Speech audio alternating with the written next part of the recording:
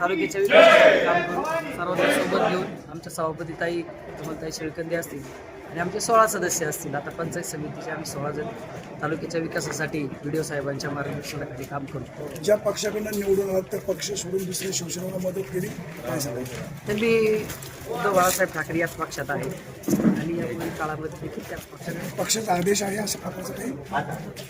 त्यावर आपण पक्ष आमचे संघटना आणि आपण सर्व पक्ष अधिकाऱ्यांना.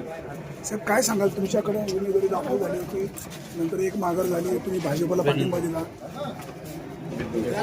भाजपला पाठिंबा उमेदवार आणि आमच्या पक्षाच्या